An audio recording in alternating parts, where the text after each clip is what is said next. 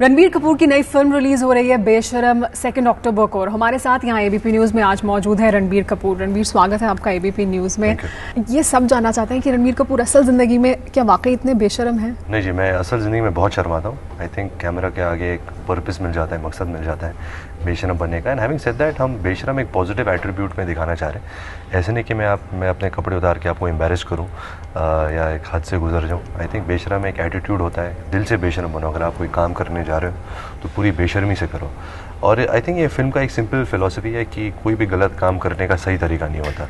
ये जो किरदार मैं निभा रहा हूँ उसका नाम बबली है। थोड़ा लाउड है, फ्लैम्बॉयंट है, वल्गर, रिपल्सिव है, थोड़ा लार्जर देन लाइफ है। एंड उसकी जो एटीट्यूड है वो थोड़ी बेशर्म है और वो किसी को एम्बेरस नहीं करता बेशर्मी से। इन दैट सेंस मौका मिला अपने पेरेंट्स के साथ काम करने का। वो दिल्ली के ठुल्ले प्ले कर रहे हैं, करप्ट कॉप्स। मैं गाड़ियाँ चुराता हूँ। तो आई थिंक जो हमारे बीच में जो डायनामिक्स था वो बहुत ही कॉमेडिक था। तो पूरी दुनिया मुझे बहुत पसंद आई फिल्म की। कौन? तेरा पप्पा बबुआ, इंस्पेक्टर चुलबुल चौटाला, और यो तेरी अम्मा हेड कांस्टेबल बुलबुल चौटाला।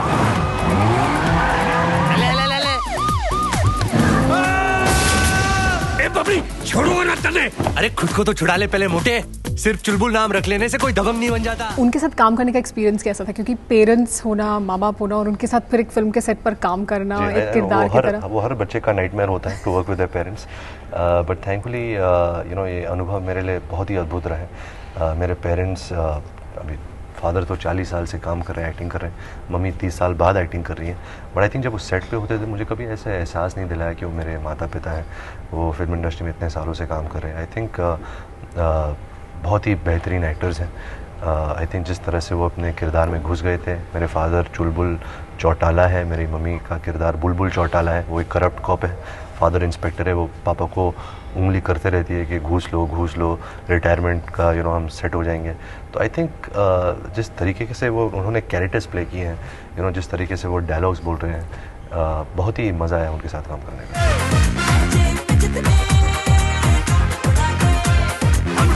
जितने स्वीट हैं उतने तो बच्चे।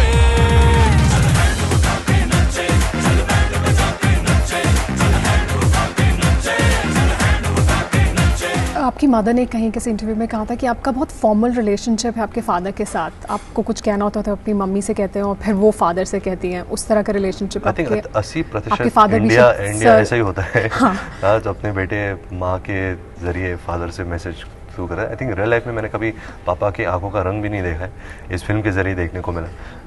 हाँ, बट मैं सब चीज़ें जो पापा को बोलना चाहता हूँ मम्मी के थ्रू बोलता हूँ। मेरा और मेरे फादर का रिलेशनशिप वैसा ही है जैसे मेरे फादर का उनके फादर के साथ रिलेशनशिप। उन्हें सर बुलाते थे? जी, सर बुलाते थे। और बहुत ही एक रिस्पेक्ट तो बहुत है, ऑफ कोर्स वो मेरे फादर हैं। बट आई थिंक एक दीवार है कि और एक लाइन है, मैं उस तरह क्रॉस नहीं करता और वो इस तरफ क्रॉस नहीं करते।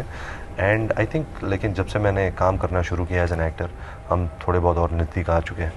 पहले तो बात भी नहीं करते थे, अब तो फिल्मों के बारे में बात कर सकते हैं, काम के बारे में बात कर सकते हैं। मेरे फादर मेरे एजेंट हैं, जो कुछ मेरे फाइनेंसेस है या फिल्मों के वो सब वो ही हैंडल करते हैं। तो I have the best agent in the world. और एक्टर होने की वजह से और अब आपने इतना कुछ काम कर लिया तो वो शायद एक रिस्पेक्ट भी उनकी तरफ से आपको मिलती है। और हाँ, पहले तो सोचते थे मैं बिल्कुल निकम्मा हूँ, कुछ करूँगा नहीं लाइफ में। हमेशा स्कूल में थोड़ा बिलो एवरेज था मैं। तो आई थिंक अभी थोड़ी बहुत जो कुछ मिला है मुझे फिल्म इंडस्ट्री से, लोगों से, वो आई थिंक थोड़ा बहुत अभी खुश हैं, थोड़ा प्राउड है। डर नहीं लगता था ने? उनके पास हथियार होंगे। तो मेरे पास आप दोनों का आशीर्वाद, भरोसा रखो, जीत के ही लौटूंगा। आपके फादर आपको ज़्यादा पसंद है एक्टर के तौर पे या mother? Oh, my father for sure. My father has been my favourite actor. और वो अभी आज भी इतना अच्छा काम कर रहे हैं, आफ्टर वर्किंग फॉर 40 ईयर्स। और मेरे से 10 गुना और एक्साइटेड है, पैशनेट है। जब सुबह हम ब्रेकफास्ट करते हैं, हम अपने अलग अलग फिल्म सेट्स पे जा रहे होते हैं, तो वो इतना एक्साइटमेंट के साथ जाते हैं सुबह काम करने के लिए। It's really inspiring for me as a new actor. मेरी माँ को लेकर मैं थोड़ा शाय हूँ फिल्मों के बारे में। मुझे पसंद नहीं है वो किसी दूसरे हीरो के साथ रोमांस करे। पापा के साथ है तो ठीक है। So I am quite protective about my mother that way.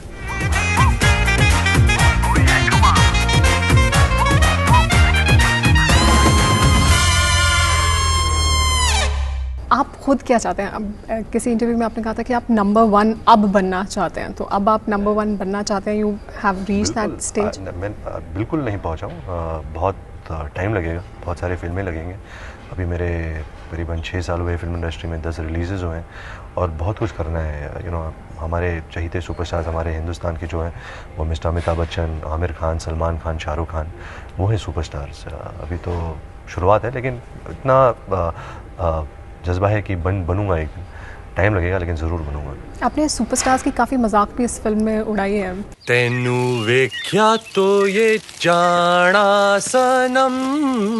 I think जब भी हम सरसों के खेत देखते हैं हमें एक ही गाना अपने जहन में आता है, वो है तुझे देखा तो ये जाना सनम। तो इस कैरेक्टर को भी आए। और जहाँ दूसरे डायलॉग का सवाल है जो मैं अपने फादर को बोलता हूँ कि चुलबुल नाम रखने से कोई दबंग नहीं बन जाता, मैं ये बोल रहा हूँ क्योंकि उनका नाम है चुलबुल चौटाला। मैं किसी का मजाक नहीं उड़ा रहा। I think I am arrogant enough कि मैं ज़िंदगी में आगे जाऊँगा किसी का मजाक ना उड़ाने से। आई डोंट थिंक मुझे मजाक उड़ाने की ज़रूरत है।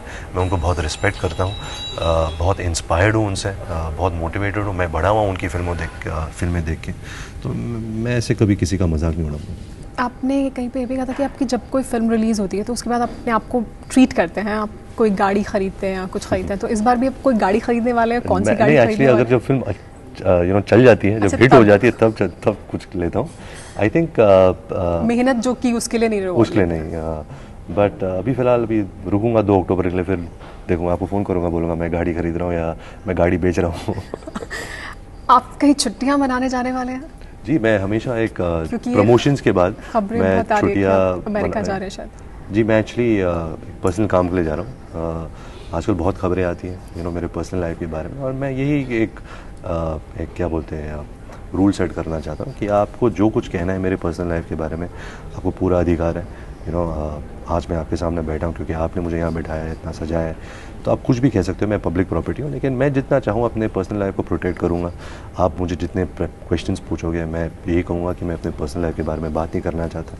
तो ये मेरा एक सिंपल सा अभी तरीका मैंने अपनाया है, एंड आई होप कि आगे जाके मेरा काम जो है वो और बात करेगा। आपकी जब पिक्चर्स रिलीज़ हुई, मैगज़ीन में छपी आपकी कटरीना कैफ की, तो आपने उसे बहुत मचौली हैंडल किया आपने उसको लेकर, लेकिन उसके बावजूद वो जो सवाल पूछे जा रहे हैं, वो जो आपको लगता है कि आपकी प्राइवेसी में इन्वेजन है ये? वेल, मैच्योर या नॉन मैच्योर वो तो पता नहीं, क्योंकि मेरा देखिए जो मेरा रिलेशनशिप है मीडिया के साथ बहुत टंग इन चीक है। वो मुझे उंगली करते जाते हैं, मैं उनको वापस देता हूँ। तो I have had that very friendly relationship with them. और जहाँ पिक्चर्स का सवाल है, जैसे मैंने पहले कहा था कि मैं पब्लिक प्रॉपर्टी हूँ, मैं एक एक्टर हूँ, और आज तो सब जर्नलिस्ट बन गए हैं, सब जिसके पास भी कैमरा फ़ोन है, जिसके पास भी ट्विटर और फेसबुक है, एक प्लेटफॉर्म बन गया है। तो I think you can't feel bad about it. इतना कुछ मिलता है एज एन एक्टर, आपको इतना नाम शोहरत सब कुछ मिलती है, तो you can't really complain about this things. But Katrina को बहुत बुरा लगा था, उन्होंने एक ओपन लेटर भी मीडिया को मे बी लिखा। वो एक ऑनेस्ट रिएक्शन था। हर इंसान का नज़रिया अलग होता है, मेरा नज़रिया ये है। अच्छा, आपसे ये जानना चाहेंगे कि आप जब फिल्म इंडस्ट्री में आए तो आप अपनी रिलेशनशिप्स को लेकर या अपनी पर्सनल लाइफ को लेकर इतने क्लोज्ड नहीं थे, आप उसको लेकर बहुत ओपन थे। तो क्या हुआ है तब से अब में कि आप अब अपनी प्राइवेट लाइफ को बहुत प्राइवेट रखना चाहते हैं? well, एक तो मीडिया बहुत बढ़ गई है, तो आप इतने, या आप शायद बड़े स्टार हो गए हैं शायद और मेरे बारे में लिख रहे हैं, एंड बहुत हो जाता है। क्या है कि वैसे भी एक एक्टर की मिस्ट्री मर रही है। आप हमेशा एड्स कर रहे हैं, आपकी फिल्म आ रही है, प्रमोट कर रहे हो, news and tabloids are writing about you, तो आपकी जो लॉन्जेविटी है करियर की वो वैसे भी छोटी हो रही है। तो मैं ही चाहूँगा कि जितनी मिस्ट्री मैं अपने खुद के बारे में बना सकता हूँ वो मैं थोड़ी जारी रखूँगा और अपनी पर्सनल लाइफ प्रोटेक्ट करूँगा। और फिल्म के बारे में आपको जो कुछ पूछना है मैं बिल्कुल बेशर्म बन के बोलूँगा, लेकिन पर्सनल लाइफ को लेकर थोड़ा शर्माता हूँ मैं। आप वैसे भी आपने कहा कि आप अपनी ज़िंदगी में भी शर्माते हैं, बट बेशर्म उस तरह का किरदार नहीं है। इसके अलावा अभी तक आपने जो किरदार किया उसमें हर बार कुछ अपनी तरफ से अलग करने की कोशिश की है। आगे कुछ और ऐसा आपके जहन में है कि मैं ये कुछ करना चाहता हूँ या ये मुझे बहुत अपील करेगा? बिल्कुल, आई थिंक मेरा सौभाग्य है कि अगले जो 2 फिल्म्स कर रहा हूँ वो बहुत ही अलग है, बहुत ही इंटरेस्टिंग है। एक तो अनुराग कश्यप की बॉम्बे वेलवेट जो 50s-60s जब नरीमन पॉइंट बन रहा था बॉम्बे, उस पर आधार है। एक बहुत ही इंटरेस्टिंग कैरेक्टर प्ले कर रहा हूँ जिसका नाम जॉनी बलराज है, एक स्ट्रीट फाइटर है। It's a fictitious love story in a real life setting. और मैं एक फ़िल्म प्रोड्यूस कर रहा हूँ जो मैं अगली महीने शुरू कर रहा हूँ अनुराग बासु के साथ, जिसने बर्फ़ी बनाई थी। फिल्म का नाम है जग्गा जासूस, एक डिटेक्टिव फिल्म है तो उसको भी लेकर बहुत एक्साइटेड हूँ and I am very happy with बेशरम। तो एक्साइटमेंट है, मोटिवेशन है, इंस्पिरेशन है। आई थिंक जिस दिन इंस्पिरेशन मर जाएगा, you know for me as an actor, मैं तब सब पैकअप करके छोड़ दूंगा काम करना, क्योंकि मैं एक्टर इसलिए नहीं बनना चाहता क्योंकि मेरे को सिर्फ नाम और शोहरत मिलती है। आई थिंक एक मज़ा भी आता है, you know I get to do what I love and I am very grateful to that.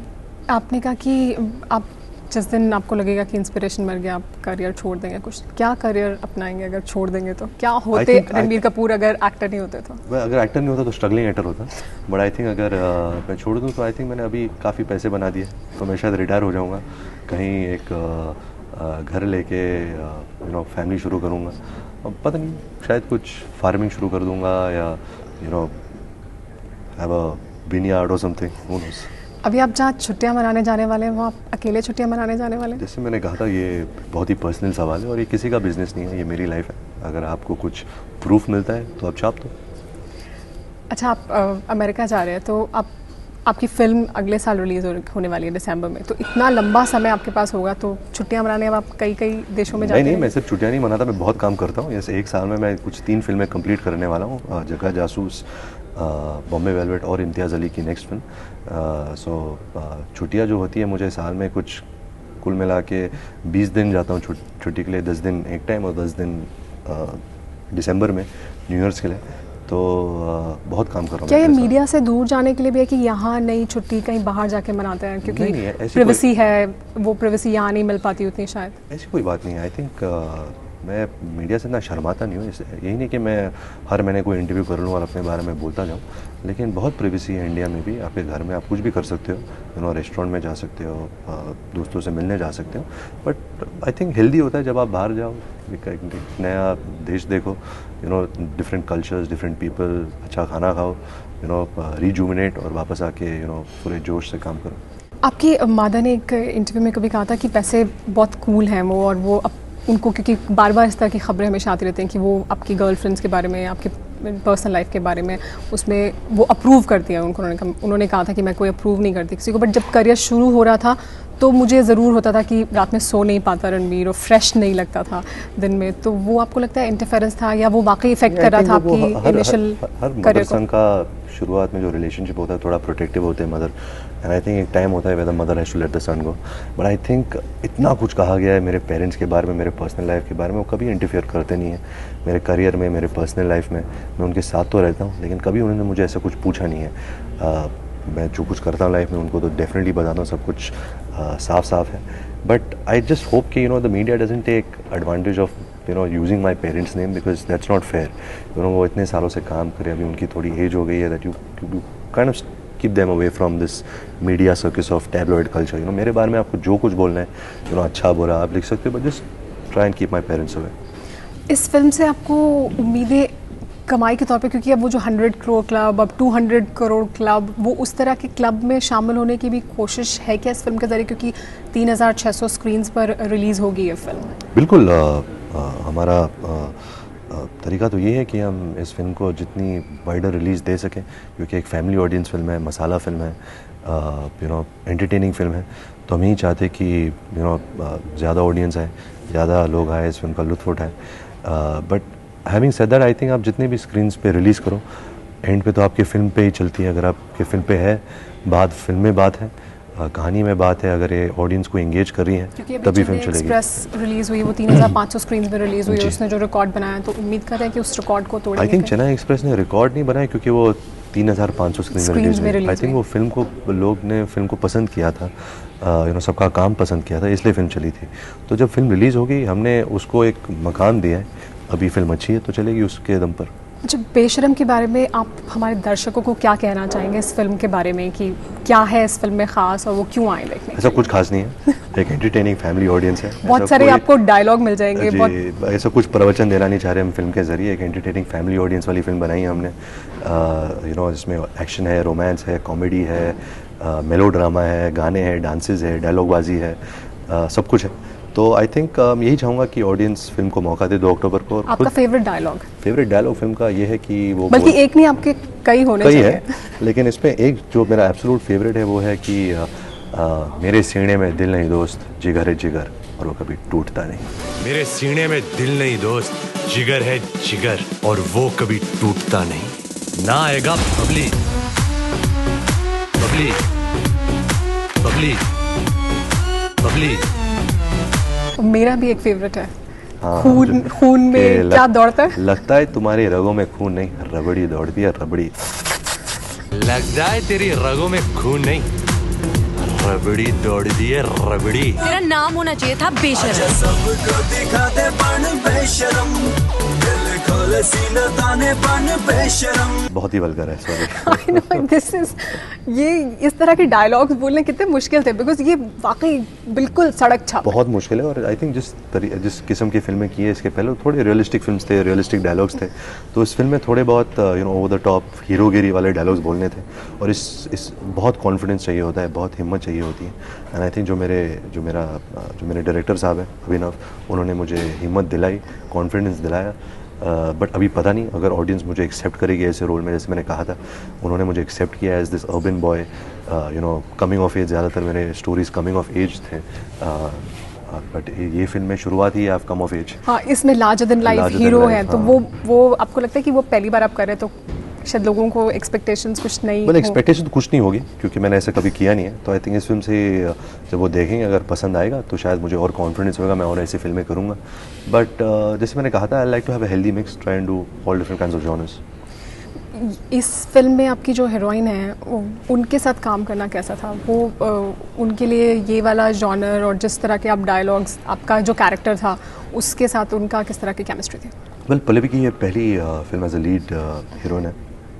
बहुत मेहनत से काम किया है, वो ऑस्ट्रेलिया से है, she is a train dancer. And मैंने बहुत सारे न्यू कमर्स के साथ अभी काम किया है, ऐसा लगता है कि मैं ही सबको ब्रेक दे रहा हूँ न्यू कमर्स को। But she is very hard working, very talented, और मैं ये प्रार्थना करूँगा कि ऑडियंस एक्सेप्ट है, उसको और मौके मिले ताकि वो और कुछ करे अपनी ज़िंदगी में। तुम मेरी हेल्प क्यों करना चाहते हो? आंटी के सामने नहीं बोल सकता। शादी कर ले मुझसे, काम क्या, पूरी लाइफ बदल डालूं तेरे लिए। रास्ता देख बेशरम। बेशरम में आपने जो किरदार निभाया है और जो डायलॉग्स बोले, उसमें आपने ये भी कहा कि मैं चाहता हूँ ये इनोसेंट है, मतलब ज़रूर सड़क छाप डायलॉग्स बोल रहा है, बट कहीं ना कहीं कोई एक इनोसेंस है उसमें, people would love him for it, शायद लोग उसको उसके लिए पसंद करेंगे। तो क्या वाकई इस तरह का कैरेक्टर है बेशरम? बिल्कुल, हमने जैसे मैंने कहा था, वल्गर और रिपल्सिव तो है, लेकिन उसका जो दिल है वो बहुत साफ है। तो आप through the journey of the film हम यही चाहेंगे कि आप इस कैरेक्टर के साथ कनेक्ट हो जाओ, आप कैरेक्टर को पसंद करो, और हमने यही कोशिश की हम एक मेमोरेबल कैरेक्टर बनाएं जो कैरेक्टरिस्टिक्स है इसके। अमिताभ बच्चन का बहुत बड़ा फ़ैन है, उसके रूम में पोस्टर्स है, उसका जो हेयर स्टाइल है, कपड़े पहनने का ढंग, नाम उसका बबली, ये बबली। किसने सोचा? ये बिल्कुल ही ये एक्चुअली हमारे डायरेक्टर ने सोचा था, और क्योंकि ये अनाथ है, एक अनाथ आश्रम में रहता है, तो सब जो बच्चे हैं ऐसे नाम है, किसी का नाम टीलू है, किसी का नाम बबलू है, किसी का नाम टीटू है, तो ऐसे ही नाम है, क्योंकि अनाथ आश्रम में माँ बाप तो कोई नाम देते नहीं है, तो जो भी नाम एक आसानी से आ जाता है वो वही रह जाता है, तो इसलिए इसका नाम बबली। आपने कहा कि बबली का कैरेक्टर, उसका दिल बहुत साफ है, तो हम उम्मीद करते हैं कि दर्शक बबली को उसके उस किरदार के लिए, जो उसका दिल साफ है और वो दुनिया की परवाह किए बगैर जो सही है वो करना चाहता है, उसके लिए पसंद करेंगे। आपको बहुत बहुत मुबारक हो आपकी इस फिल्म की रिलीज। मुबारक तो आप 2 अक्टूबर के बाद बोलना, आप अभी बेस्ट ऑफ लक बोल दो काफ़ी होगा। हाँ, बेस्ट ऑफ लक। बहुत बहुत शुक्रिया ABP न्यूज़ से बात करने के लिए।